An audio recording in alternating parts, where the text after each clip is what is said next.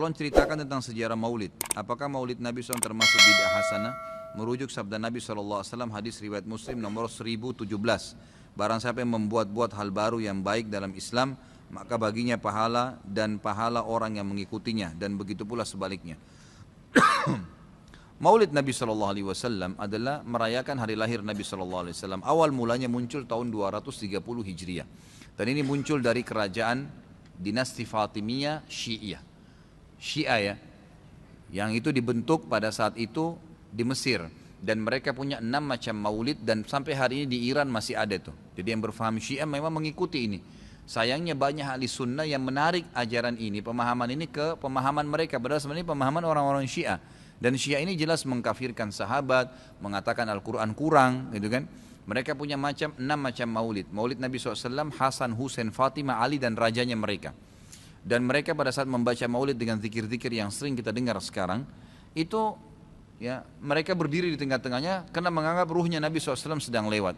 Banyak orang ahli sunnah di Indonesia yang benci dengan Syiah, karena pemahaman Syiah jelas ya mengkafirkan sahabat, mencaci maki Abu Bakar dan Umar, mengkafirkan mereka, mengatakan Quran kurang. Tapi mereka tidak sadar maulid yang mereka lakukan adalah acara dari orang-orang Syiah, gitu kan. Anda boleh kembali kepada buku sejarah, semua buku sejarah menjelaskan masalah itu.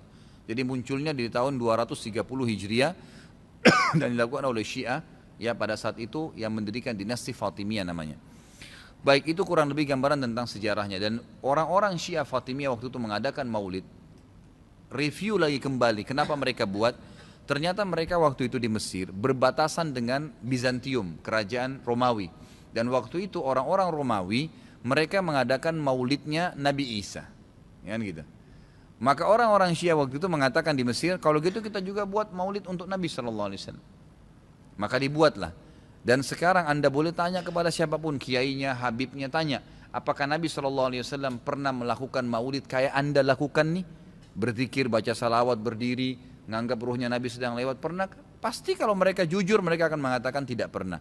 Ditanya, lalu kenapa Anda lakukan? Bentuk cinta kepada Nabi SAW. Bentuk cinta itu harusnya mengikuti dan mencontohi dan melakukan apa yang dicontohkan dan diperintahkan saja, enggak menambah, gitu kan?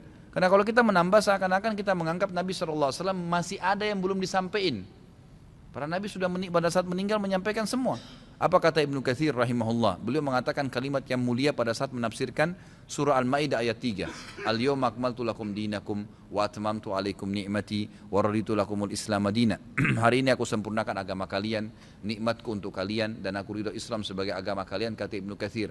Ayat ini dalil yang paling nyata dan jelas ya, menekankan bahwasanya Nabi SAW tidak menghembuskan nafas terakhirnya kecuali sudah menyampaikan semua apa yang Allah tuntunkan, dan umat ini tidak butuh lagi tambahan, yang kecil sampai yang besar, yang samar-samar sampai yang jelas, gitu kan. Semua dijelaskan, semua sudah disampaikan. Dan Nabi SAW pada saat mau meninggal dunia di Haji Wada, beliau mengatakan halla ballaktu, ingatlah saya sudah sampaikan kepada kalian. Alla ballaktu, ingatlah saya sudah sampaikan kepada kalian. Sudah cukup semuanya, maka jangan ditambah, jangan dikurangin saudaraku. Bacalah salawat, Nabi SAW perintahin tuh, banyak perintah salawat. Baca 10 kali pagi, 10 kali sore, zikir pagi sore. Boleh juga dijadikan sebagai zikir rutin kita tiap hari. Nabi SAW perintahkan untuk baca salawat, gitu kan. Dianjurkan untuk membaca. Di hari Jumat disuruh memperbanyak salawat untuk Nabi SAW. Setiap kali disebut namanya SAW. Dalam majelis ini berapa kali kita katakan Nabi SAW, Nabi SAW. Itu semua fadilah, itu diperintahkan, gitu kan. Tapi jangan dikarang secara khusus, karena itu akan menambah. Sekali lagi, saya tidak menyalahkan. Kalau Anda ngotot mengerjakannya, mengatakan ini benar, silahkan, itu hak Anda. Saya menyampaikan apa yang saya ketahui, gitu kan. Saya tidak menyalahkan, tidak menghardik, saya mengingatkan apa yang saya ketahui. Kalau Anda anggap ini benar, terimalah, gitu kan. Karena orang yang bijaksana, orang yang berakal adalah orang kalau menerima, mendengar sebuah penyampaian dan itu benar, lebih benar dari apa yang dia ketahui sebelumnya, maka dia menerimanya. Ya, maka dia akan selamat dari sifat sombong, kan gitu. Kalau masalah hadis yang disebutkan tadi, Nabi SAW mengatakan barang siapa yang membuat hal yang baru. Jadi ini terjemahannya pun keliru sebenarnya, gitu kan. Jadi kisahnya begini, ini hadis Bukhari. Nabi Muhammad SAW pada saat suatu hari di siang hari selepas sholat duhur, begitu kisahnya ya, melihat dari kejauhan waktu beliau mau keluar dari masjid, ada satu kaum orang Badui, Arab. Arab ini orang Badui dari padang pasir. Yang datang ke Madinah berharap mendapatkan sedekah. Karena miskinnya mereka, dalam riwayat ini dikatakan sampai mereka hanya menggunakan satu lembar kain yang tidak dijahit. Mereka cuma lilitkan di badannya, ya, kalau ada angin tersingkap aurat mereka karena miskinnya, dan mereka mengikat ujung kain itu satu sama yang lain di lehernya, gitu kan? Dan diikat juga di bagian bawahnya, sehingga memang peka sekali bisa kelihatan auratnya, dan dari muka mereka kelihatan, dalam hadis ini dikatakan kemiskinan, wajahnya sudah hitam, kelihatan tua sekali karena susahnya. Lalu Nabi SAW naik di atas mimbar sambil berkata, ini pentingnya mempelajari sababul wurudnya hadis. Sebabnya hadis disebutkan, sama kalau ayat sababun nuzul ya. Perhatikan hadis tadi yang disebutkan, ini adalah sababul wurudnya. Ini saya ceritakan sekarang. Maka Nabi SAW naik di atas mimbar setelah tahmid dan salawat untuk diri beliau dan memuji Allah tadi, tahmid dan salawat, beliau mengatakan, wahai muslimin, sesungguhnya semua yang kalian kumpulkan di dunia tidak akan bermanfaat buat kalian. Semua akan habis. Sebaik-baik harta kalian adalah harta yang kalian infakkan selama kalian hidup.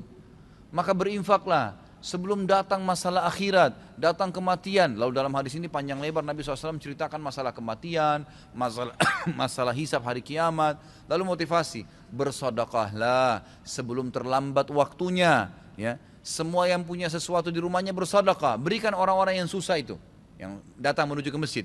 Berikan kepada mereka sebelum mereka injak masjid ini. Lalu kata Nabi SAW, bersedekahlah walaupun hanya dengan sepotong kurma. Jadi kalau seseorang di antara kalian punya kurma di rumahnya satu butir, bagi dua. Satu dia makan setengah, setengah dia makan, kasih setengah orang miskin ini. Saking pentingnya bersedekah. Waktu itu, ikhwan dan akhwat sekalian, sahabat termotivasi, ada yang menangis. Ada satu orang, sahabat berdiri, lalu dia mengeluarkan semua yang dia miliki di kantongnya. Ya Rasulullah, ini saya sedekahkan. Dengan melihat orang itu melakukan, sahabat di masjid rame-rame melakukannya. Pada keluarin semua hartanya. Apa kata Nabi SAW? Siapa yang menunjukkan perbuatan baik dalam Islam, yang memulai. Kenapa? Karena tadi ini orang memulai kasih, maka dia akan mendapatkan pahala orang yang melakukannya tanpa dikurangi sedikit pun dari pahala orang yang melakukannya. Jadi kalau kita ajak orang ke masjid atau kita ajak orang bersedekah, lalu dia dapat pahala nih 10 pahala misalnya karena sholat atau karena sedekah, kita kena mengajaknya, diberikan juga pahala 10 tanpa dikurangi dari pahala dia, kan begitu. Ini sebabnya hadis. Sayangnya hadis ini disalahfahamin, dijadikan bolehnya mengatakan ada bidah hasanah. Semoga Allah berikan hidayah. Padahal mereka tidak faham sebab urutnya. Ada sebabnya hadis itu disebutkan. Jadi bukan kosong begitu saja, gitu kan? Jadi mudah-mudahan ini bisa difahamin apa yang telah Nabi SAW sampaikan.